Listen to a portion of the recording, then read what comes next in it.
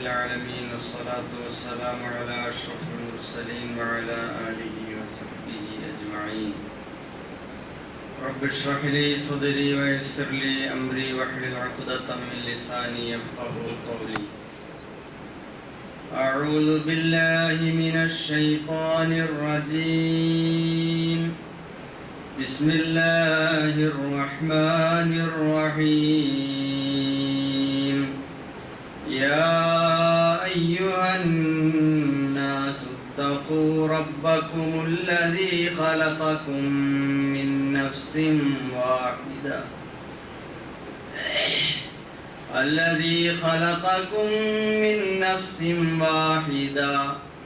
وخلق منها زوجها وبث منهما رجالا كثيرا ونساء واتقوا الله الذي تساءلون به والأرحام إن الله كان عليكم رقيبا. صدق الله العظيم. ബഹുമാന്യരായ സഹോദരന്മാരെ, സത്യവിശ്വാസികളെ, ജീവിതത്തിൻ്റെ സർവമാന മേഖലകളിലും സർവശക്തനായ അല്ലാഹു സുബ്ഹാനഹു വ തആലയുടെ നിയമനിർദ്ദേശങ്ങളും മുഹമ്മദുർ റസൂലുള്ളാഹി സ്വല്ലല്ലാഹു അലൈഹി വസല്ലമിന്റെ ജീവിതത്തിന്റെ കാൽപ്പാടുകളും പിന്തുടർന്ന് ജീവിക്കുവാൻ, അതിലൂടെ നമ്മുടെ ജീവിത ലക്ഷ്യം പൂർത്തിയാക്കി അള്ളാഹുവിന്റെ പ്രീതി സ്വന്തമാക്കുവാൻ, അള്ളാഹുവിന്റെ ശാശ്വതമായ സ്വർഗം സ്വന്തമാക്കുവാൻ നാം ഓരോരുത്തരും സമയം പാഴാക്കാതെ നിരന്തരം ശ്രമിക്കണമെന്ന് എന്നോടും നിങ്ങൾ ഓരോരുത്തരോടും ഓർമ്മിപ്പിക്കുകയാണ്. അല്ലാഹു സുബ്ഹാനഹു വ തആല അവന്റെ ഏറ്റവും പ്രിയങ്കരരായ സജ്ജനങ്ങളിൽ നമ്മയും നാമുമായി ബന്ധപ്പെട്ട സകലരെയും ഉൾപ്പെടുത്തി അനുഗ്രഹിക്കുമാറാകട്ടെ.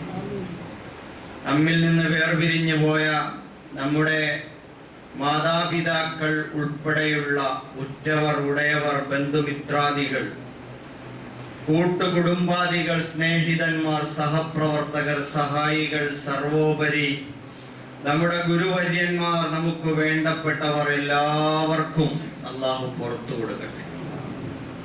ലോക മുഅ്മിനീങ്ങൾ, മുഅ്മിനാത്തുകൾ അല്ലാഹു എല്ലാവർക്കും പുറത്തു കൊടുക്കട്ടെ. എല്ലാവർക്കും അല്ലാഹു സ്വർഗം നൽകി അനുഗ്രഹിക്കും. ലോകത്തിന്റെ വിവിധ ഭാഗങ്ങളിൽ വിവിധ തരത്തിലുള്ള പ്രയാസങ്ങളും ദുഃഖങ്ങളും പീഡനങ്ങളും വേദനകളും കഷ്ടപ്പാടുകളും അനുഭവിക്കുന്ന മുഴുവൻ സഹോദരങ്ങൾക്കും അല്ലാഹു ആശ്വാസവും സമാധാനവും വിജയവും മോക്ഷവും നൽകി അനുഗ്രഹിക്കുന്നു. നമ്മുടെ എല്ലാ സദുദ്ദേശങ്ങളും അല്ലാഹു സഫലമാക്കി തരുമാറാണ്. സഹോദരങ്ങളെ, നമ്മുടെ താൽക്കാലികമായ ജീവിതം, ഇന്നോ നാളെയോ വേർപിരിഞ്ഞു പോകേണ്ട ഈ ലോകത്ത് അള്ളാഹുവിനെ അനുസരിച്ച് ജീവിക്കുക, നമ്മുടെ വഴികാട്ടിയായി അള്ളാഹു നിയോഗിച്ച അന്ത്യപ്രവാചകൻ മുഹമ്മദുർ റസൂലുള്ളാഹി സ്വല്ലല്ലാഹു അലൈഹി വസല്ലമിനെ പിന്തുടർന്ന് ആ നബിയുടെ ഒരു വിനീതനായ അനുയായിയായി കൂടെ ചേരുക എന്നത് മാത്രമാണ് നമ്മുടെ വിജയത്തിന്റെ വഴി. ഈ ലോകത്ത് അള്ളാഹുവിനെ അനുസരിച്ച് ജീവിക്കുന്നവർക്ക് മരണാനന്തരം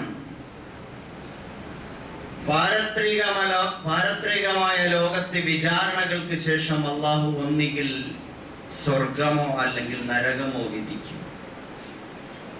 ആ ജീവിതമാണ് യഥാർത്ഥ ജീവിതം. ഇതെല്ലാം ജീവിതത്തിന്റെ ഒരു സാമ്പിൾ മാത്രമാണ്.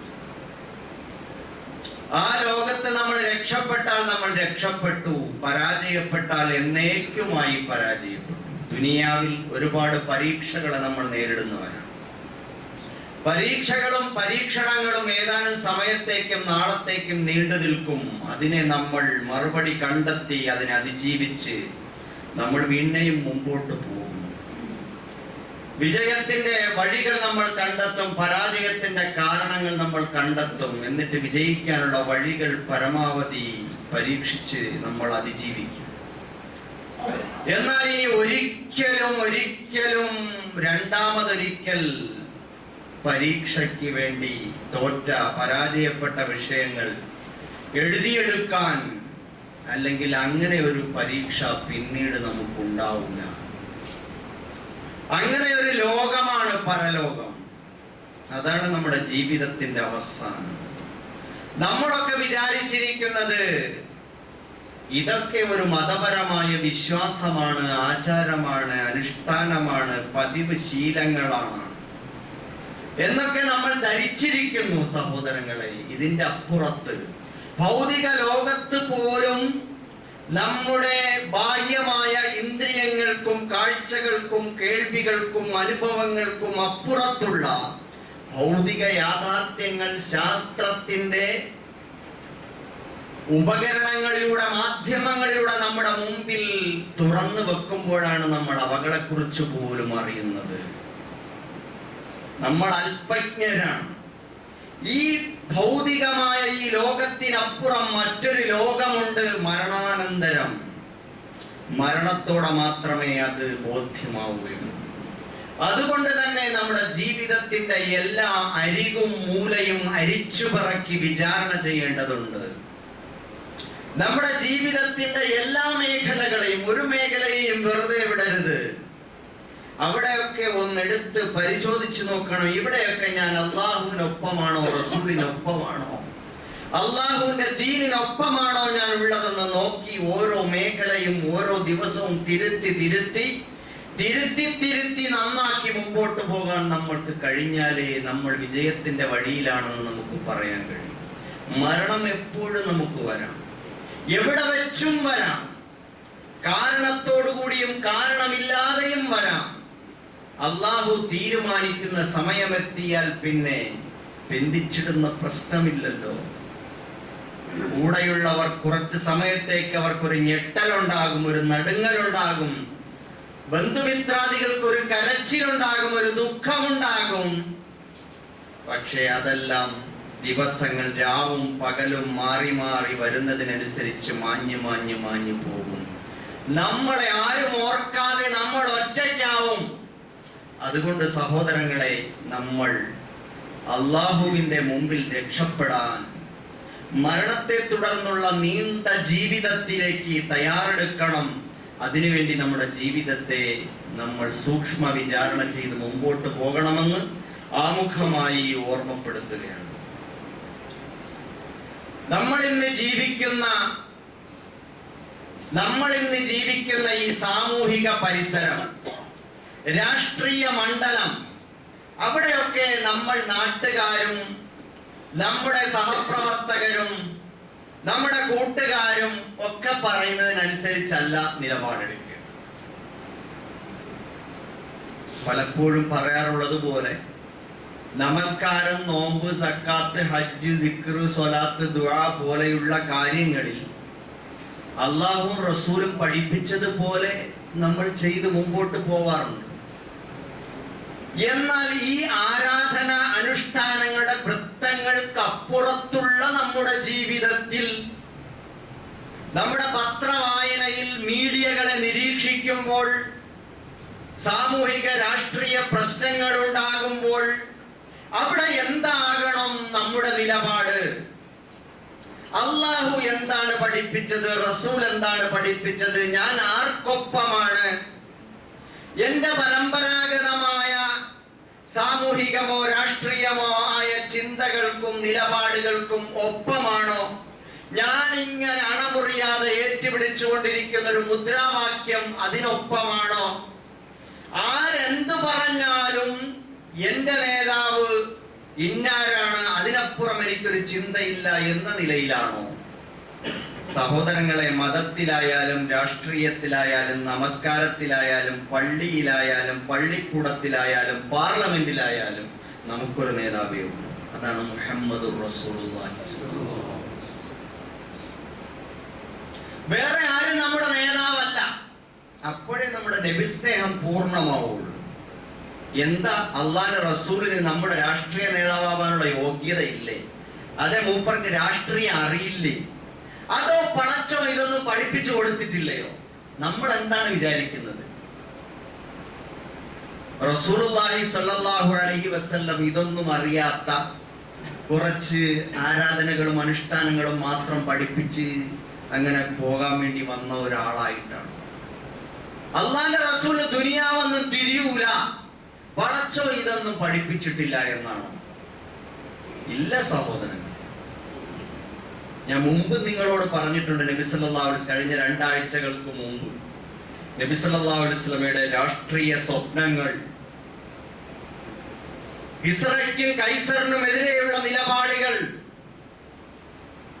പൂർണ്ണമായ ഒരു സ്ത്രീ ഒറ്റയ്ക്ക് നിർഭയയായി നടന്നു പോകുന്ന ഒരു സാമൂഹിക സ്ഥിതിവിശേഷം ഉണ്ടാകുന്നത് വരെയും വല്ലാഹി ലാ യുതിമ്മന്ന ഹാദൽ അംർ ഹത്താ യസീറ റാകിബ് മിൻ സൻആ ഇല ഹളറമൗത്ത്, സൻആയിൽ നിന്ന് ഹളറമൗത്ത് വരെ ഒരു സ്ത്രീയാണെങ്കിൽ പോലും അവൾക്കും ഒരു കൊള്ള സംഘത്തെയും അക്രമിയെയും ഭയപ്പെടാതെ നിർഭയയായി ഒറ്റയ്ക്ക് യാത്ര ചെയ്യാൻ കഴിയുന്ന ഒരു സാമൂഹിക സ്ഥിതിവിശേഷം വരുന്നത് വരെയും നിങ്ങൾ അല്ലാഹുവിന്റെ മാർഗത്തിൽ എനിക്കൊപ്പം നിന്ന് ത്യാഗം ചെയ്യണമെന്ന് റസൂലുള്ളാഹി സ്വല്ലല്ലാഹു അലൈഹി വസല്ലം ഖബ്ബാബ് ബിൻ അറത്ത് റളിയല്ലാഹു തആല അൻഹുവിനോട് പറഞ്ഞ സംഭവങ്ങൾ നിരവധി ഞാൻ നിങ്ങളോട് സൂചിപ്പിക്കുകയുണ്ടായി.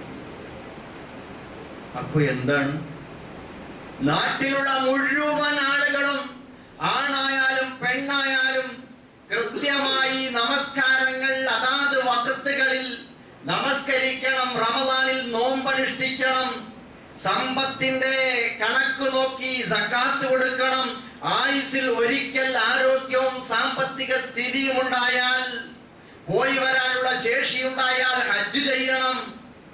ഇതൊക്കെ പഠിപ്പിച്ച റസൂലുള്ളാഹി സ്വല്ലല്ലാഹു അലൈഹി വസല്ലം പറയുന്നു, നിങ്ങളുടെ സമൂഹത്തിൽ നിർഭയത്വമുള്ള ഒരു അന്തരീക്ഷം ഉണ്ടാകണം, സ്വാതന്ത്ര്യമുള്ള ഒരു അന്തരീക്ഷം ഉണ്ടാകണം.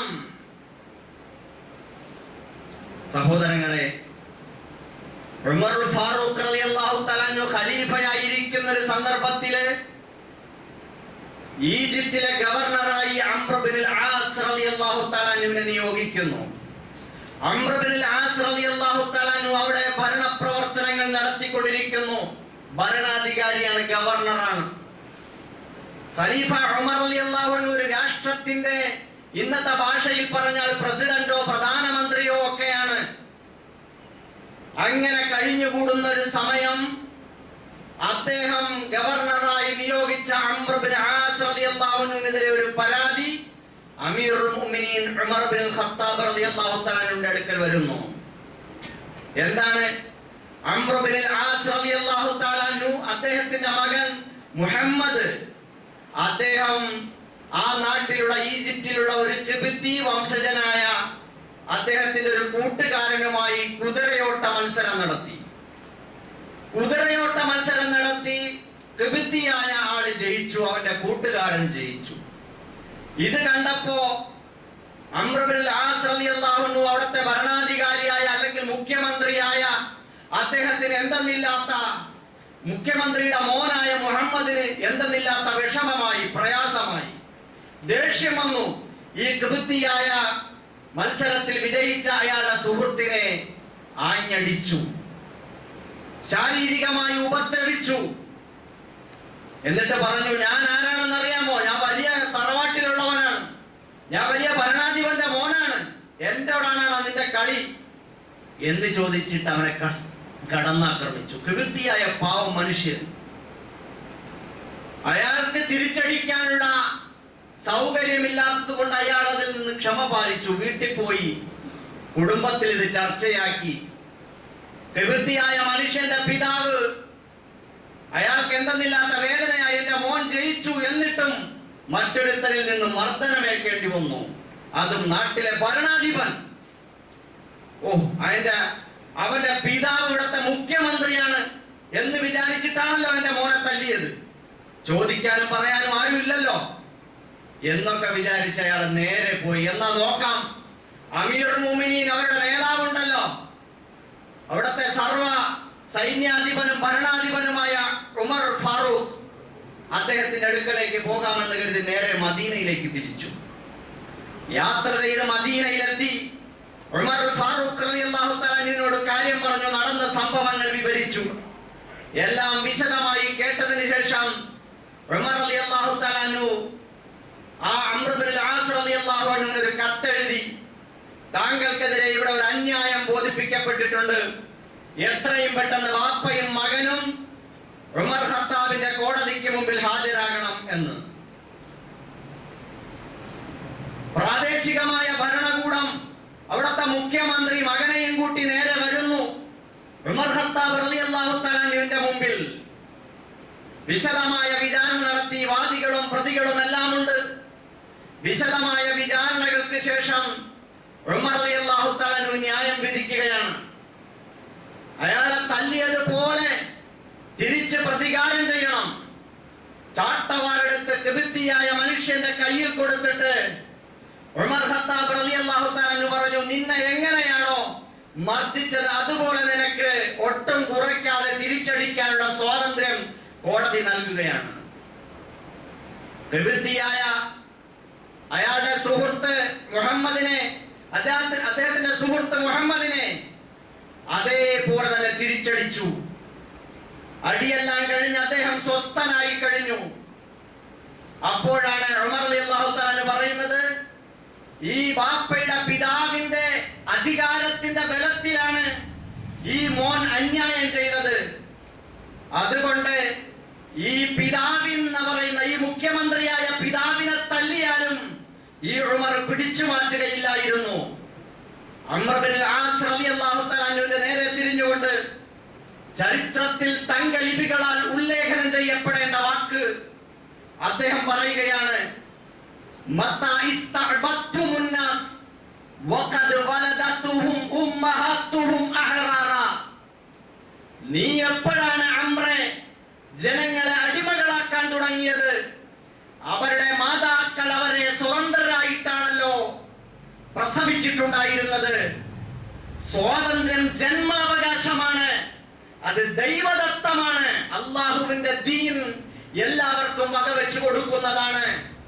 ഇസ്ലാമിന്റെ ഭരണാധികാരിയുടെ കീഴിൽ സകല ജാതി മത വർഗ വർണ്ണ ലിംഗ ഭാഷ ദേശ ഭേദമന്യേ സകല മനുഷ്യർക്കും ഒരുപോലെ തുല്യമായി അവർക്ക് ജീവിക്കാനുള്ള പൗര സ്വാതന്ത്ര്യമുണ്ടാകും. അതാണ് ഇസ്ലാം പഠിപ്പിച്ചത്. അതിന് വിരുദ്ധമായി ഭരണത്തിലെ സ്വാധീനം ഉപയോഗിച്ചുകൊണ്ട് ആളുകളോട് അന്യായം ചെയ്താൽ അതിന്റെ മേലധികാരികൾക്ക് ചോദ്യം ചെയ്യാനും നീതി നടപ്പാക്കാനുമുള്ള അവകാശമുണ്ട് ഇസ്ലാമിൽ. അതാണ് ഉമർ ഫാറൂഖ് റളിയല്ലാഹു തആല അൻഹു അവിടെ നടപ്പിലാക്കിയത്. സഹോദരങ്ങളെ, ആ കിബിത്തിയായ മനുഷ്യന്, ആ സുഹൃത്തിന് അവിടെ നീതി കിട്ടുമ്പോ അതേ ഈജിപ്തിന് മറ്റൊരു ചരിത്രം 1000 ആണ്ട് കാലങ്ങൾക്ക് മുമ്പ് കഴിഞ്ഞു പോയിട്ടുണ്ട്. മഹാനായ മൂസാ നബി അലൈഹിസ്സലാത്തു വസ്സലാം ആ ഈജിപ്തിലേക്ക് കടന്നു ചെന്ന് ഫിറഔനിൽ നിന്നും ജനങ്ങളെ മോചിപ്പിക്കാൻ പോയ ഒരു നാടാണത്.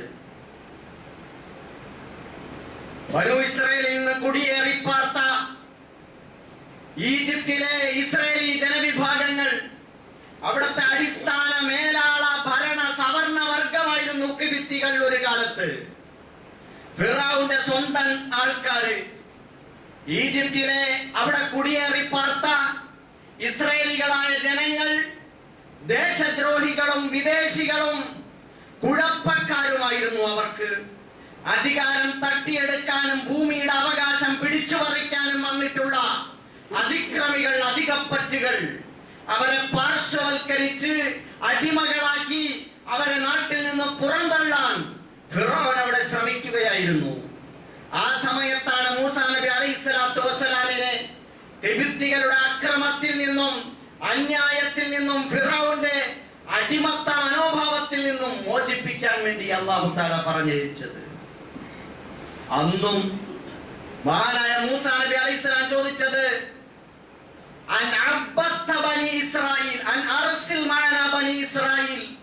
ഇസ്രായേൽ ജനവിഭാഗത്തെ എന്നോടൊപ്പം വിട്ടയക്കണം, നീ അവരെ അടിമകളാക്കി വച്ചിരിക്കുകയാണെന്നാണ്. ആ സ്വാതന്ത്ര്യത്തിൽ നിന്നും ബനൂ ഇസ്രായേലികളെയും കിബിത്തികളെയും എല്ലാ വിഭാഗത്തെയും സ്വതന്ത്രരാക്കിയ ഒരു കാലം കഴിഞ്ഞു പോയിട്ടുണ്ട്. ആ കിബിത്തി അന്ന് മേലാളനായിരുന്നു, സവർണനായിരുന്നു. ഇന്ന് ആ കിബിത്തിക്ക് മുഹമ്മദ് റസൂലുള്ളാഹി സ്വല്ലല്ലാഹു അലൈഹി വസല്ലമിന്റെ പ്രിയ ശിഷ്യൻ ഉമർ ഖത്താബ് റളിയല്ലാഹു തആല അൻഹു ഖലീഫയുടെ നേതൃത്വത്തിൽ അദ്ദേഹം അന്യായത്തിന് ഇരയായപ്പോൾ ഒരു വംശവിദ്വേഷത്തിന്റെയോ തറവാടിത്തത്തിന്റെയോ അതല്ലെങ്കിൽ മേലാള മനോഭാവത്തിന്റെയോ പേരില് അവിടെ അനീതി കിട്ടുമെന്ന് തോന്നുമ്പോ നീതി പിടിച്ചു വാങ്ങിക്കൊടുക്കാൻ ഖലീഫ ഉമർ ഫാറൂഖ് റളിയല്ലാഹു തആല അൻഹു നിൽക്കുന്ന ചരിത്രമാണ് നമ്മൾ ഇവിടെ കണ്ടത്. സഹോദരങ്ങളെ, ജനങ്ങൾക്ക് സ്വാതന്ത്ര്യം അവർക്ക് വിലപ്പെട്ടതാണ്. അത് വർഗീയ മുൻവിധിയോടെ, വംശവെറിയോടെ, ആഢ്യത്വത്തോടെ, അതേപോലെ മേലാള മനോഭാവത്തോടെ, വംശവെറിയോടെ ജനങ്ങളെ ഭരിക്കാനും അവരെ അടിമകളാക്കാനും ഭരണകൂടങ്ങൾ ശ്രമിക്കുന്നുണ്ട്. അത് നമ്മുടെ സംസ്ഥാനത്താണെങ്കിലും ദേശീയ തലത്തിലാണെങ്കിലും ആഗോള തലത്തിലാണെങ്കിലും ഇസ്ലാം ഒരു ഭാഗത്ത് നിൽക്കുമ്പോൾ, ആ ഇസ്ലാം ലോകത്തെ മനുഷ്യരോട് നീതി പ്രഖ്യാപിക്കുമ്പോ, നീതി നടപ്പിലാക്കാൻ വേണ്ടി ശ്രമിക്കുമ്പോ, മറുഭാഗത്ത് ഇസ്ലാമിനോട് പ്രത്യയശാസ്ത്രപരമായി എതിരിടാൻ കെൽപ്പില്ലാത്തവര്, അവര് വ്യത്യസ്തമായ ഇസങ്ങളുടെ പ്രത്യയശാസ്ത്രങ്ങളുടെ മറപിടിച്ചുകൊണ്ട്, അത് ക്യാപിറ്റലിസം ആണെങ്കിലും അതല്ലെങ്കിൽ സയനിസം ആണെങ്കിലും ഫാഷിസം ആണെങ്കിലും കമ്മ്യൂണിസം ആണെങ്കിലും അവരൊക്കെ ഒളിഞ്ഞും തെളിഞ്ഞും വംശവെറിയാണ് കാണിച്ചുകൊണ്ടിരിക്കുന്നത് എന്ന് നമ്മൾ കണ്ടുകൊണ്ടിരിക്കുന്നു. നമ്മുടെ നാട്ടിൽ ക്രമസമാധാന പാലനം ഉറപ്പുവരുത്തേണ്ട പോലീസ് ഉദ്യോഗസ്ഥന്മാര്, അവര് ഒരു നാട്ടിൽ ഒരു പ്രത്യേകമായ ഒരു പ്രദേശത്ത് ഒരു പ്രത്യേകമായ ജനവിഭാഗം അവരാണ് എന്നതുകൊണ്ട് അവരോട് വർഗീയ മുൻവിധിയോടെ പെരുമാറുകയും കള്ളക്കേസുകളെടുത്ത് ഒരു സമൂഹത്തെ ഒന്നടങ്കം തീവ്രവാദികളും ഭീകരവാദികളുമാക്കുന്ന മലപ്പുറം എന്ന് കേട്ടാൽ തൽക്ഷണം ഞെട്ടേണ്ടതാ എന്ന് പറയുന്നത് പോലെ ആ അർത്ഥത്തിൽ ദേശീയ മാധ്യമങ്ങളിൽ വരെ അതിനൊക്കെ അത്തരത്തിൽ കള്ളക്കേസുകളെടുത്ത് ഒരു ജനവിഭാഗത്തിന്റെ മൊത്തം പാർശ്വവൽക്കരിക്കുകയും പിശാചുവൽക്കരിക്കുകയും ചെയ്യുമ്പോ അതിന് കൂട്ടുനിന്ന് ദേശീയ മാധ്യമങ്ങളിൽ നുണ പടച്ചു വിട്ടിട്ട് പറയുന്ന ഭരണാധിപന്മാരുടെ നാടായി നമ്മുടെ നാട് മാറിപ്പോയിരിക്കുന്നു. സഹോദരന്മാരെ, എന്താട്ടും തുപ്പും ആക്രോശവും പാർശ്വവൽക്കരണവും പിശാചുവൽക്കരണവും കേൾക്കാനും ഏറ്റെടുക്കാനും വിധിക്കപ്പെട്ടവരായി നമ്മൾ മാറിപ്പോവുകയാണ്. ഇവിടെയാണ് ഇസ്ലാം ആരോടും അന്യായം ചെയ്യുന്നില്ല, അക്രമം ചെയ്യുന്നില്ല, അനീതി ചെയ്യുന്നില്ല. ലോകത്ത് എല്ലാ കാലത്തും ഈ പിശാചുവൽക്കരിക്കപ്പെടുന്ന ഇസ്ലാം ലോകത്ത് നീതിക്ക് വേണ്ടിയാണ് നിലകൊണ്ടിട്ടുള്ളത് എന്ന് നമ്മൾ മനസ്സിലാക്കേണ്ടതുണ്ട്. ഒരു MLA അദ്ദേഹം സത്യം വിളിച്ചു പറയുന്നു. അദ്ദേഹത്തിന് കൂട്ടുനിൽക്കേണ്ട ഭരണകൂടങ്ങൾ അദ്ദേഹത്തിനെ തള്ളിപ്പറയുകയും പുറത്താക്കുകയും അയാളെ വേട്ടയാടാൻ വിട്ടുകൊടുക്കുകയും ചെയ്യുന്ന അന്യായങ്ങളാണ് നമ്മുടെ നാട്ടിൽ നടന്നുകൊണ്ടിരിക്കുന്നത്. ഇവിടെയാണ് നമ്മളൊരു മുസ്ലിം അദ്ദേഹം അന്യായത്തിനും അനീതിക്കുമെതിരെ ശക്തമായ തുറന്നു പറച്ചിലുകൾ നടത്തി ധൈര്യം കാണിച്ചു. പടച്ചവൻ അദ്ദേഹത്തെ അനുഗ്രഹിക്കട്ടെ. പക്ഷേ അദ്ദേഹത്തിന്റെ ഭാവി രാഷ്ട്രീയത്തെ കുറിച്ച് നമുക്ക് അഭിപ്രായമില്ല. അദ്ദേഹം അത് സ്വകാര്യങ്ങൾക്കും സ്വാർത്ഥതയ്ക്കും വേണ്ടി പിന്നീട് ഒരു രാഷ്ട്രീയ ചട്ടക്കൂടുണ്ടാക്കി അതിലേക്ക് പോകുന്നത് നമുക്കറിയില്ല. പക്ഷെ അദ്ദേഹം ചെയ്ത നീതിക്ക് വേണ്ടിയുള്ള ഒരു അധികാര സ്ഥാനത്ത് നിന്നിട്ട് ജനപ്രതിനിധി എന്ന നിലയിൽ നടത്തിയിട്ടുള്ള അദ്ദേഹത്തിന്റെ ധീരമായ ഇടപെടൽ അഭിനന്ദിക്കുകയാണ് ഈ ജുമാ വേളയിൽ. അദ്ദേഹത്തിന് അഭിനന്ദിക്കുന്നു. പടച്ചവന്റെ സഹായം ഉണ്ടാകട്ടെ എന്ന് അദ്ദേഹത്തിന് വേണ്ടി പ്രാർത്ഥിക്കുകയാണ്. സഹോദരങ്ങളെ, ഇസ്ലാം എല്ലാ കാലത്തും ഇത്തരത്തിലുള്ള വർഗീയ മുൻവിധികൾക്കും വംശവിദ്വേഷത്തിനും എതിരായിരുന്നു എന്ന് നമുക്ക് കാണാം. പ്രവാചകൻ സല്ലല്ലാഹു അലൈഹി വസല്ലമിന്റെ മഹത്തായ ജീവിത പാഠങ്ങൾ അനുസ്മരിക്കുന്ന റബീഉൽ അവ്വൽ നമ്മളിൽ നിന്ന് നീങ്ങിപ്പോകുമ്പോ എല്ലാ കാലത്തും ആ ജീവിതം അനുസ്മരിക്കപ്പെടേണ്ടതാണെന്ന ഒരു ബോധത്തോടെ വീണ്ടും നമ്മൾ ഓർക്കണം. മഹാനായ മഅറൂർ ഇബ്നു സുവൈദ് റളിയല്ലാഹു തആല അൻഹു പറയുകയാണ്, അദ്ദേഹം നോക്കുമ്പോ അബൂദർ ഗിഫാരി റളിയല്ലാഹു തആല അൻഹു അദ്ദേഹത്തിന്റെ അടിമയും കൂടി ഇങ്ങനെ പോവുകയാണ്. രണ്ടുപേരും ധരിച്ചിരിക്കുന്ന നല്ല വിലപിടിപ്പുള്ള വസ്ത്രം, ഒരേപോലത്തെ വസ്ത്രം. അപ്പോ മഅറൂർ ഇബ്നു സുവൈദ് റളിയല്ലാഹു അൻഹു ചോദിച്ചു, എന്താണ് ഇങ്ങനെ? അദ്ദേഹം ഒരു അടിമ, നിങ്ങൾ യജമാനൻ, അപ്പൊ ഒരേപോലത്തെ വസ്ത്രം ധരിച്ചിട്ട് ഇങ്ങനെ പോകുന്നുണ്ടല്ലോ എന്ന് ചോദിക്കുമ്പോ അബൂദർ ഗിഫാരി റളിയല്ലാഹു തആല അൻഹു പറയാണ്, അതിനൊരു കഥയുണ്ട്, ഞാൻ പറഞ്ഞു തരാം. ഞാനൊരിക്കല് അടിമകളിൽപ്പെട്ട ഒരാളെ അദ്ദേഹത്തിന്റെ മാതാവിനെ ചേർത്തിട്ട് ഞാൻ ദേഷ്യം വന്നപ്പോൾ എന്തോ പറഞ്ഞുപോയി, എബിനെ സൗദ, എടാ കറുമ്പ എന്ന് ഞാൻ വിളിച്ചുപോയി. അല്ലെങ്കിൽ എബിനൽ അജ്മി, എടാ അന്യനായവനെ, പരദേശി, അനറബി എന്ന് വിളിച്ചു. അപ്പോ അദ്ദേഹം പോയിട്ട് നബി സല്ലല്ലാഹു അലൈഹി വസല്ലമയുടെ താവലാതി പറഞ്ഞു. നബി സല്ലല്ലാഹു അലൈഹി വസല്ലം അത് കേട്ടിട്ട് നബി സല്ലല്ലാഹു അലൈഹി വസല്ലമയ്ക്ക് എന്തെന്നില്ലാത്ത ദേഷ്യമായി. ഒരു മനുഷ്യൻ, അദ്ദേഹം എടുക്കുന്ന പണി അടിമപ്പണിയാണ്. നാട്ടിൽ യജമാനന്മാരൊക്കെ ഉണ്ടാവാം, അവർ വെറും തൊഴിലാളികളായിട്ട് മാത്രമേ അവരെ കാണാൻ പാടുള്ളൂ. അവരെ അടിമകളായിട്ടല്ല ഇസ്ലാം കാണുന്നത്, തുല്യാവകാശമുള്ള തൊഴിലാളികൾ. പ്രവാചകൻ സല്ലല്ലാഹു അലൈഹി വസല്ലമയുടെ മുഖം വിവർണമായി. നബി സല്ലല്ലാഹു അലൈഹി വസല്ലം ഉടനെ മിമ്പറിൽ കയറി അവിടെ നിന്ന് ഉച്ചസ്ഥരം പറഞ്ഞു കൊടുത്തു, ഇന്നകംറും ഫീക ജാഹിലിയ. അബൂദർ ഗിഫാരി റളിയല്ലാഹു അൻഹുവിനോട് പറഞ്ഞു വ്യക്തിപരമായി, നിനക്ക് ഇപ്പോഴും ആ ജാഹിലിയത്തുണ്ടല്ലോ, ആ പരിഷ്കൃതത്വം, നിന്റെ ആ കാടൻ സ്വഭാവം ഇപ്പോഴും ഉണ്ടല്ലോ. ആളുകൾ അങ്ങനെയാണോ വിളിക്കേണ്ടത്? എന്നിട്ട് മിമ്പറിൽ കയറി നബി സല്ലല്ലാഹു അലൈഹി വസല്ലം പറഞ്ഞു, ഹും ഇഖ്വാനുക്കും വഖൗലുക്കും ജഅലഹുമുല്ലാഹു തഹത ഐദീകും. അവരാരാണ്? അടിമകളായിട്ട് ഇവിടെ ആളുകൾ കൊണ്ടു നടക്കുന്ന ഈ ആളുകൾ, ഇവരൊക്കെ നിങ്ങളുടെ ഇംഗിതത്തിന് വഴങ്ങി പെടാപ്പാട് പെടേണ്ടവരല്ല, അടിമത്തം പേറേണ്ടവരല്ല.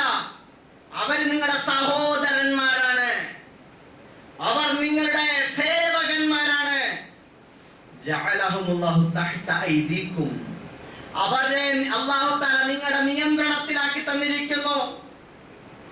ആരെങ്കിലും അങ്ങനെ ഒരാളെ തന്റെ കീഴിൽ തൊഴിലിന് വെക്കേണ്ടി വന്നാൽ ഫൽയുത്ഇംഹു മിമ്മാ യഅകുൽ വൽയൽബിസ്ഹു മിമ്മാ യൽബസ്. അവൻ കഴിക്കുന്നതിൽ നിന്ന് അവനും കൊടുക്കണം. നീ ബിരിയാണി കഴിച്ചാൽ, മട്ടൻ ബിരിയാണി കഴിച്ചാൽ, അതേപോലെ നിന്റെ കൂടെ ഇരുത്തി അവനും കൊടുക്കണം. നീ നല്ല വിലപിടിപ്പുള്ള വസ്ത്രം ധരിച്ചാൽ, നല്ല ബ്രാൻഡ് ഷർട്ട് ധരിച്ചാൽ, അതേപോലെ അവനും കൊടുക്കണം. വലാ തുകല്ലിഫൂഹും മാ യഗ്ലിബുഹും. അവർക്ക് താങ്ങാനാവാത്തതൊന്നും അവരോട് കൽപ്പിക്കരുത്. ഫഇൻ കല്ലഫ്തുമൂഹും ഫഅഈനൂഹും. എന്തെങ്കിലും കാര്യം അവന് ഭാരമുള്ളത് ഏൽപ്പിച്ചാൽ നീ കൂടെ നിന്ന് അവനെ സഹായിക്കണം. റസൂലുള്ളാഹി സ്വല്ലല്ലാഹു അലൈഹി വസല്ലം. സഹോദരങ്ങളെ, ആലോചിച്ചു നോക്കൂ. സമൂഹത്തിൽ, രാഷ്ട്രീയ സാമൂഹിക മണ്ഡലങ്ങളിൽ അന്യായങ്ങളും അക്രമങ്ങളും സ്വജനപക്ഷപാതിത്വവും വംശവെറിയും വർഗീയ മുൻവിധിയും അരങ്ങ് തകർക്കുമ്പോൾ, ജാതി വെറി അരങ്ങ് തകർക്കുമ്പോ, നമ്മൾ അള്ളാഹുവിന്റെ അനുഗ്രഹത്താൽ മുസ്ലിങ്ങളായതിന്റെ ഒരു ഔന്നത്യബോധം നമുക്കുണ്ടാവണം. നമുക്കുമുണ്ടായിരുന്നു രാഷ്ട്രീയ നേതാക്കന്മാരും ഭരണാധികാരികളും. അവിടെയൊക്കെ ആരെങ്കിലും അശ്രദ്ധ മൂലം അല്ലെങ്കിൽ പണ്ടവർ ശീലിച്ചു പോയ ഏതെങ്കിലും ദുസ്വഭാവത്തിന്റെ പേരിൽ അത് ഉണർന്ന് എപ്പോഴെങ്കിലും ഒന്ന് ഭരണരംഗത്ത് പ്രവർത്തിച്ചു പോയാൽ അവരുടെ കഴുത്തിൽ പിടിക്കാൻ ഭരണാധിപന്മാരുണ്ടായിരുന്നു. ഇന്നും നമ്മുടെ കവികൾ പാടിയിട്ടില്ലേ, തൊട്ടുകൂടാത്തവർ, തീണ്ടിക്കൂടാത്തവർ, ദൃഷ്ടിയിൽപ്പെട്ടാലും ദോഷമുള്ളോർ, കെട്ടില്ലാത്തോർ തമ്മിൽ ഉണ്ണാത്തോരിങ്ങനെ ഒട്ടല്ലോ ജാതി കോമരങ്ങൾ. നമ്മുടെ ഇന്ത്യൻ രാഷ്ട്രീയം അതേത് പാർട്ടിയിലാണെങ്കിലും ജാതി രാഷ്ട്രീയമാണ്, അതിന്റെ അപ്പുറത്തേക്കില്ല. അപ്പൊ ഈ വംശവെറി, ജാതിവെറി ഇതാണ് ഇവിടെ പ്രവർത്തിച്ചു കൊണ്ടിരിക്കുന്നത്. ഇത് തിരിച്ചറിയാനുള്ള വിവേകം, സാമാന്യബോധം സാമൂഹിക രാഷ്ട്രീയ മണ്ഡലങ്ങളിൽ പ്രവർത്തിക്കുന്ന എല്ലാ പൊതുപ്രവർത്തകർക്കും ഉണ്ടാകണം. എല്ലാ പൊതുപ്രവർത്തകർക്കും ഉണ്ടാകണം. നമ്മൾ വെറും പച്ചപ്പാവങ്ങളായി, പച്ചവെള്ളം ചവച്ചു കുടിക്കുന്നവരായി, അവർക്കും മുമ്പേ വലിയ മതേതരത്വം തെളിയിക്കാൻ അന്യായം പ്രവർത്തിക്കുന്നവരായി നമ്മൾ മാറിപ്പോകരുത്. നീതിയും ന്യായവും മുറുകെ പിടിക്കണം. ആത്മാഭിമാനത്തോടെ തല ഉയർത്തി ജീവിക്കണം. എന്റെ നേതാവ് മുഹമ്മദ് റസൂലുള്ളാഹി സ്വല്ലല്ലാഹു അലൈഹി വസല്ലം എവിടെയും നീതിയും ന്യായവുമാണ് കൽപ്പിച്ചിട്ടുള്ളത്. അതുകൊണ്ട് ഞാൻ ആരോടും ഒരു അന്യായവും ചെയ്തിട്ടില്ല. ചില ആളുകൾക്കൊക്കെ മുസ്ലിം പേര് പറയാൻ തന്നെ ഭയമാണ്, പേടിയാണ്, നാണക്കേടാണ്. എവിടെയെങ്കിലും വെച്ച് ആരെങ്കിലും പരിചയപ്പെട്ടാൽ പേര് പറയാൻ മടിയാണ്. കാരണം മുസ്ലിമാണെന്ന് അറിയപ്പെട്ടു പോയാൽ എന്തോ ഒരു കുറച്ച്. ഏതെങ്കിലും സുഹൃത്തുക്കളുമായിട്ട് പരിചയപ്പെടേണ്ടി വന്നാൽ അവിടെ ഇസ്ലാമിനെ തെറ്റിദ്ധരിച്ചിട്ട് വേറെ എന്തെങ്കിലുമൊക്കെ വിവരക്കേട് പറഞ്ഞാലും ശരിയായ ഒരു വർത്തമാനം പറയാൻ അയാൾക്ക് ധൈര്യം ഉണ്ടാവൂല. ട്രെയിനിൽ യാത്ര ചെയ്യാണ്, നിസ്കാരത്തിന് സമയമായി, സീറ്റിൽ സ്ഥലം കാലിയായി കിടപ്പുണ്ട്, ഒതുവെടുത്തിട്ട് വന്നിട്ട് നമസ്കരിക്കാൻ, ജമ്മാക്കാം, കസറാക്കാം, ചെയ്യൂല. എല്ലാം കൂടി അടുക്കി പിടിച്ചു വെച്ചോണ്ടിരിക്കുന്ന നാണക്കേട്, മോശം. എന്താ ഇത്? മുറക്കബുന്നഖ്സ്, അപകർഷതാബോധം. ഈ കോംപ്ലക്സ് ആണ് നമ്മുടെ പ്രശ്നം. നമുക്ക് ഔന്നത്യബോധമുണ്ടാകും. നമ്മുടെ റസൂല് ആ നിലയിലാണ് നമുക്ക് നീതിയും ന്യായവും പഠിപ്പിച്ചിട്ടുള്ളത്. ഇസ്സത്തുള്ള ഒരു ദീന. നമ്മൾ ആരോടോ എന്തോ അക്രമം ചെയ്ത പോലെയാണ് നമ്മുടെയൊക്കെ ജീവിതം. കുറെ പാപഭാരങ്ങൾ നമ്മുടെ മണ്ടയിൽ കയറ്റി വെച്ചിട്ടുണ്ട്. ഇതിനൊന്നും നമ്മൾ ഉത്തരവാദികളുമില്ല. ഒന്ന് പഠിച്ചാൽ മനസ്സിലാക്കാനേ ഉള്ളൂ.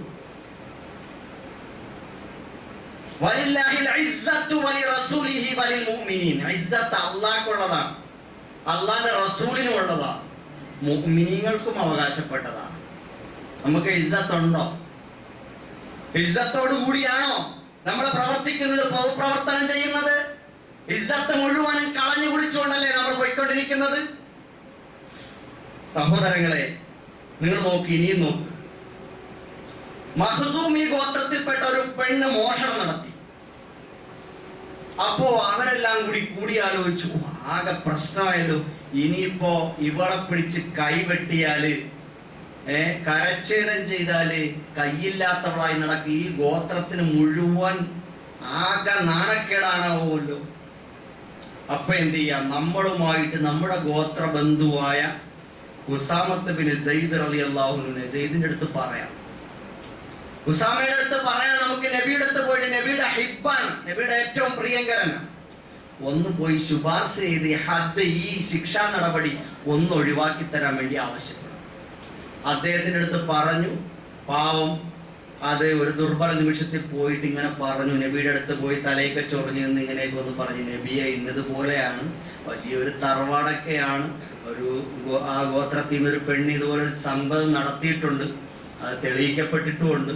അപ്പോൾ അങ്ങയുടെ അടുക്ക വരുമ്പോൾ അത് ഒന്ന് ആ ശിക്ഷാ നടപടിയിൽ നിന്ന് ഒഴിവാക്കി കിട്ടിയാൽ നമ്മൾ കുറെ മാന്യമായി ജീവിക്കുന്ന, ആ തറവാടിന്റെ പേര് വെച്ചിട്ട് മാന്യമായി ജീവിക്കുന്ന, ആ ഗോത്രത്തിൽ ജീവിക്കുന്ന ആളുകളുണ്ട്. അപ്പൊ ഞങ്ങൾക്കൊന്ന് തലയെടുപ്പോടെ അഭിമാനത്തോടെ നടക്കാം, ആ ഗോത്രക്കാര് മോശക്കാരാണെന്ന് വരൂലേ? അപ്പൊ നബി സല്ലല്ലാഹു അലൈഹി വസല്ലം ചോദിച്ചു, അതശ്ഫഉ ഫി ഹദ്ദിൻ മിൻ ഹുദൂദില്ലാഹ്, അള്ളാഹുവിന്റെ ശിക്ഷാ നടപടിയിലാണോ നീ എൻ്റെ അടുത്ത് വന്നിട്ട് ശുപാർശ ചെയ്യുന്നത് സെയ്ദേ? അപ്പോ എന്നിട്ട് നബി സല്ലല്ലാഹു അലൈഹി വസല്ലമയുടെ മുഖം അങ്ങ് വിവർണമായി. ഈ അനീതി അന്യായം വരുമ്പോ മുഖം ചുവക്കുന്ന ഒരു നേതാവാണ് നമ്മുടെ നേതാവ് സല്ലല്ലാഹു അലൈഹി വസല്ലം. നബി സല്ലല്ലാഹു അലൈഹി വസല്ലം ഉടനെ മിമ്പറിൽ കയറി.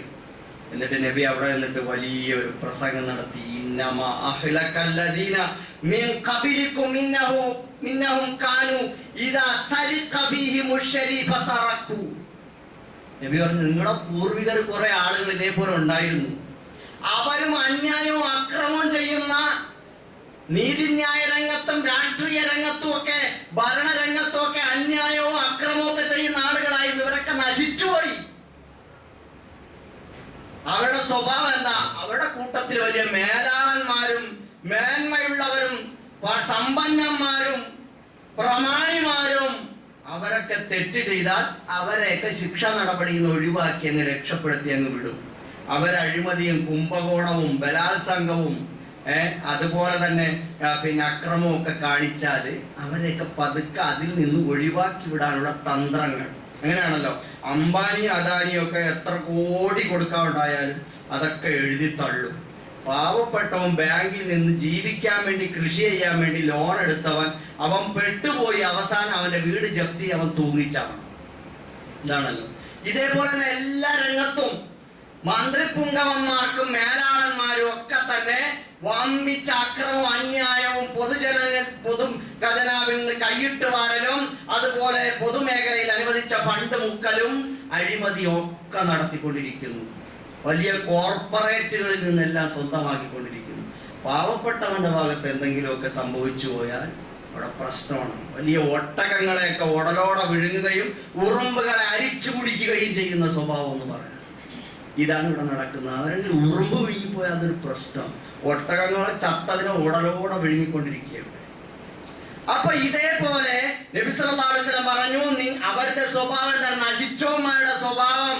ഇവന്മാര് അവർ പ്രമുഖന്മാരും മേലാളന്മാരും ഒക്കെ തെറ്റ് ചെയ്താൽ അവരെയൊക്കെ വിട്ടയക്കും. അല്ലാത്തവരാണെങ്കിൽ പാവങ്ങളാണെങ്കിൽ പിടിച്ചിട്ട്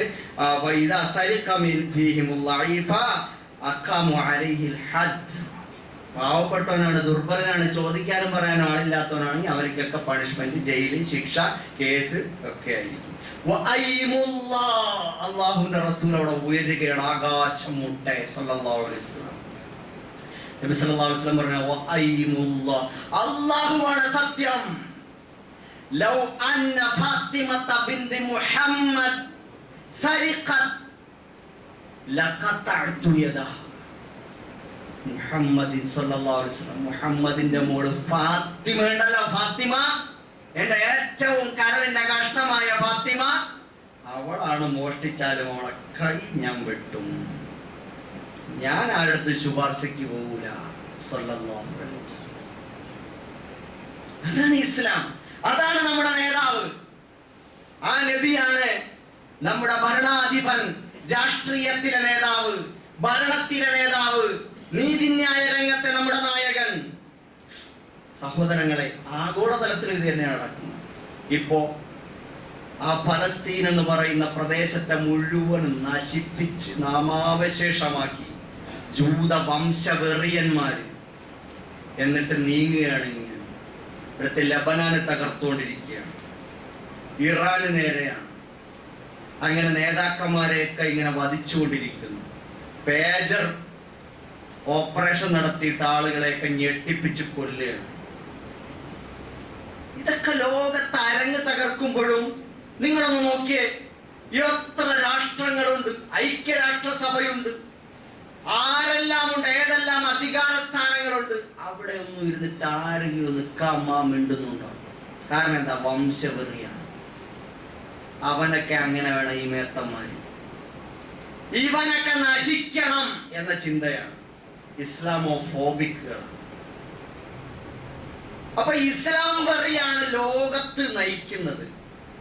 അതാണ് ലോകം മുഴുവൻ കണ്ടുകൊണ്ടിരിക്കുന്നത്. അതുകൊണ്ട് നമ്മുടെ സഹോദരങ്ങൾക്ക് വേണ്ടി പ്രാർത്ഥിക്കുക.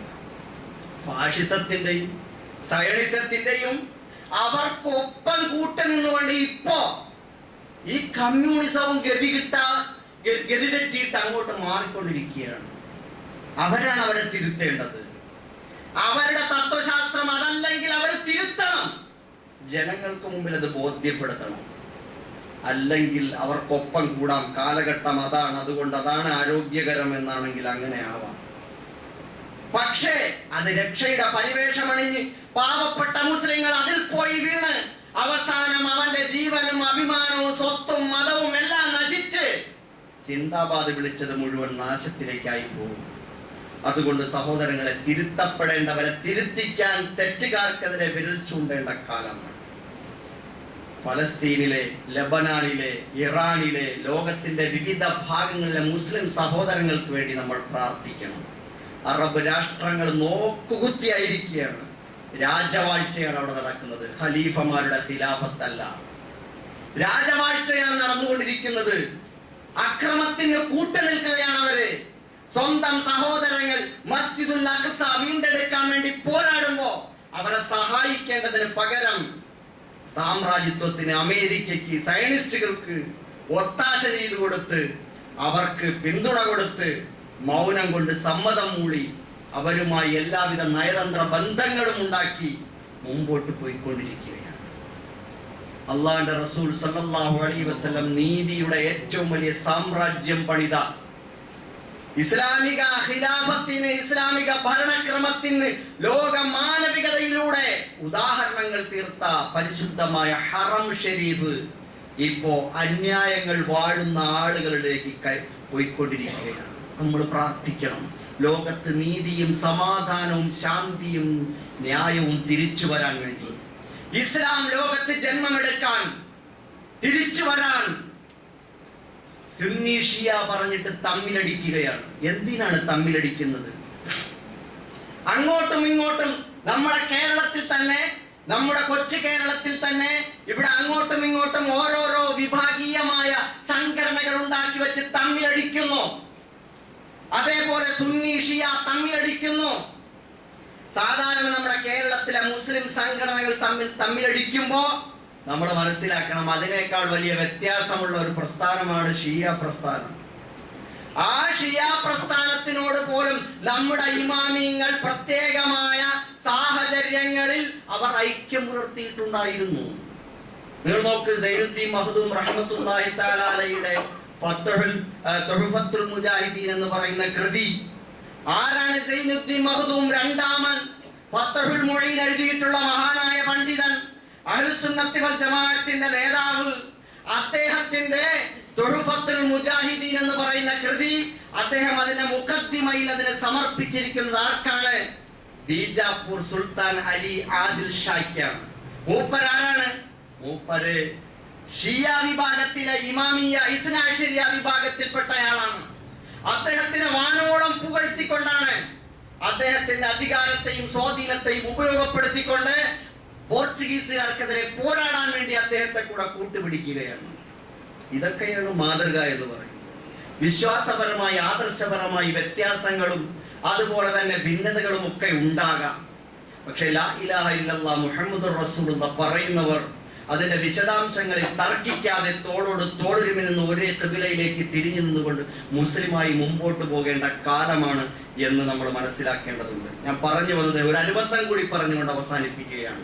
നമ്മളിവിടെ ഈ വംശവെറി, കുടുംബമാഹാത്മ്യം, ഗോത്രമഹിമ ഇതൊക്കെ പറഞ്ഞു വരുമ്പോൾ നമുക്കുണ്ട് അത്തരത്തിലുള്ള ചില ചിന്താഗതികൾ. നമ്മളിവിടെ ആഗോളതലത്തിൽ ജൂത വംശവെറിക്കെതിരെ, ഫാഷിസ്റ്റുകളുടെ വംശവെറിക്കെതിരെ, അതുപോലെ ജാതി രാഷ്ട്രീയത്തിനെതിരെ ഒക്കെ നമ്മൾ പറയുമ്പോൾ നമ്മുടെയൊക്കെ കുടുംബത്തിലുണ്ട്, ഞങ്ങളൊക്കെ വലിയ തറവാട്ടിലെ പൊന്നു മോന്മാരാണ്, നീ ആരടാ എന്നൊരു മനോഭാവം നമുക്ക് പലരുടെയിടയിൽ. ഇന്ന കുടുംബത്തിൽ ഇന്ന തറവാട്ടിൽപ്പെട്ടയാള്, ഞാൻ ഇന്ന തറവാട്ടിൽപ്പെട്ടയാള്, അതുകൊണ്ട് എനിക്ക് 2 കൊമ്പുണ്ട് എന്നാണോ? അള്ളാഹുവിന്റെ ദീൻ അങ്ങനെ പഠിപ്പിച്ചു തരുന്നുണ്ടോ? എങ്കിൽ അള്ളാഹുവിന്റെ റസൂൽ സല്ലല്ലാഹു അലൈഹി വസല്ലമിന്റെ കുടുംബക്കാരായ എത്രയോ ആളുകൾ അമുസ്ലിങ്ങളായി മരിച്ചുപോയി ഈമാൻ കിട്ടാതെ. അവർക്കൊക്കെ എന്തെങ്കിലും മഹത്വം ഉണ്ടോ?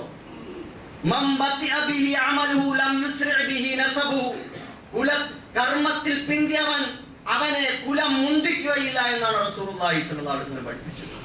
നബി സല്ലല്ലാഹു അലൈഹി വസല്ലം പറഞ്ഞു, ഇന്നല്ലാഹ ഖദ് അസ്ഹബ അൻകും അബിയത്തൽ ജാഹിലിയ്യ വഫഖറഹാ ബിൽ ആബാ. ജാഹിലിയ്യ കാലത്തെ അപരിഷ്കൃത കാലഘട്ടത്തിലെ ദുരഭിമാനങ്ങൾ അല്ലാഹു തആല എല്ലാം എടുത്തു കളഞ്ഞിരിക്കുകയാണ്. പിതാക്കന്മാരുടെ പേരിൽ ഫഖർ നടിക്കുന്ന, പൊങ്ങച്ചം നടിക്കുന്ന, ഡംബ് കാണിക്കുന്ന, ആഢ്യത്വം കാണിക്കുന്ന ആളുകളെ, അതെല്ലാം, ആ മനോഭാവങ്ങളെല്ലാം ഇസ്ലാം കുഴിച്ചു മൂടിയിരിക്കുകയാണ്. ഇസ്ലാമിൽ ഇത്രയേ ഉള്ളൂ, മുഅ്മിനുൻ തഖിയ്യുൻ വഫാജിറുൻ ഷഖിയ്യുൻ. ഒന്നുകിൽ നല്ല മനുഷ്യൻ, മൂമിനായ നല്ല മനുഷ്യൻ, അല്ലെങ്കിൽ മോശക്കാരനായ തെമ്മാടിയായ മനുഷ്യൻ. രണ്ട് കൂട്ടരേ ഉള്ളൂ, രണ്ട് വിഭാഗേ ഉള്ളൂ.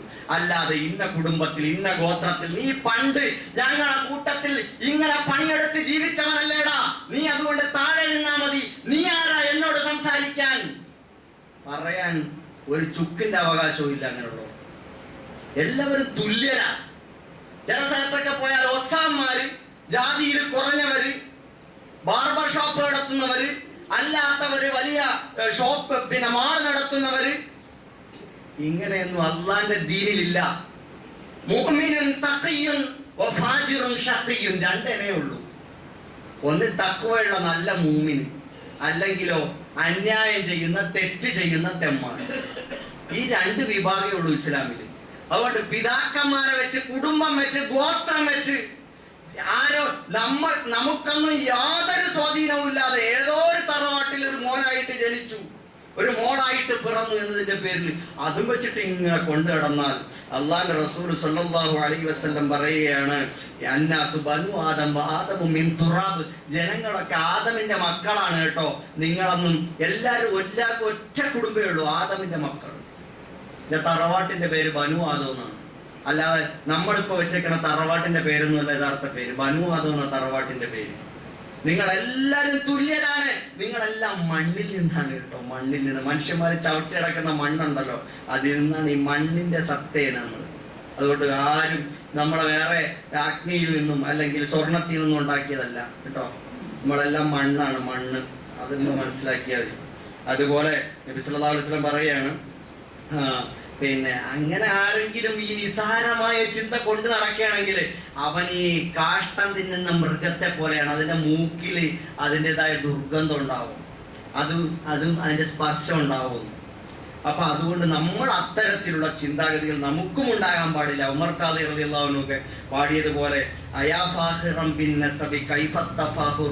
കുടുംബം വെച്ചിട്ട് വലിയ പൊങ്ങച്ചം നടിക്കുന്നവനെ, നിനക്കെങ്ങനെയാടാ ഇങ്ങനെ പൊങ്ങച്ചം നടിക്കാൻ കഴിയുന്നത്? നിന്റെ പണ്ട് വാപ്പാടാപ്പായ കാലത്ത് നോക്കിയാലോ തീയനായിരുന്നു, നായരായിരുന്നു. ആശാരി മൂഷാരി ചെട്ടി പാണരു, ആശാരിയും മൂശാരിയും ചട്ടിയും പാണനും കൊയപ്പാണ് ചട്ടി നായാടി പറയരു. നിന്റെ ഉപ്പ ആരായിരുന്നെന്നറിയാമോ? അതൊക്കെ കൊയപ്പാനെന്നും അതുപോലെ നായാടിയും പറയനും മണ്ണാനും ഒക്കെ ആയിരുന്നു നിന്റെ ഉപ്പയൊക്കെ. നീ ഇവിടെ വന്നിട്ട് ഞാൻ ഭയങ്കര സംഭവമാണെന്ന് പറഞ്ഞു നടന്നാല് അത് നമ്മളിങ്ങനെ പെരുക്കി വെച്ചേക്കണ ആ വലിയ തറവാടിത്തത്തിന്റെയും പൊങ്ങച്ചത്തിന്റെയും ബലൂൺ ഉണ്ടല്ലോ, അതില് മഹാനായ പിന്നെ ഉമർ ഖാദി റഹ്മത്തുള്ളാഹി അലൈഹി ഒരു സൂചി കൊണ്ട് ഒരു കുത്തു കൊടുക്കുക, എല്ലാം പൊട്ടി അങ്ങ് തെറിച്ചൊക്കെയാണ്. അതുകൊണ്ട് നമ്മൾ ആരുമല്ല, നമ്മളെല്ലാം അല്ലാഹുവിന്റെ അബ്ദുകളാണ്. നമ്മളൊക്കെ സഹോദരന്മാരാണ്. ലോകത്ത് നടക്കുന്ന ഈ വിഭാഗീയമായ വംശവെറിയുടെ, ജാതിവെറിയുടെ ആ രാഷ്ട്രീയത്തിനെതിരിൽ ഇസ്ലാം ഉയർത്തിപ്പിടിക്കുന്നത് മാനവികതയുടെയും സമത്വത്തിന്റെയും സാഹോദര്യത്തിന്റെയും സിദ്ധാന്തമാണ്. അതിനൊപ്പം നിൽക്കാൻ അള്ളാഹു നമുക്കെല്ലാം തൗഫീഖ് നൽകി അനുഗ്രഹിക്കുമാറാകട്ടെ. റബ്ബന തഖബ്ബൽ മിന്നാ ഇന്നക അന്തസ് സമീഉൽ അലീം വതുബ് അലൈനാ ഇന്നക അന്തത് തവ്വാബുർ റഹീം.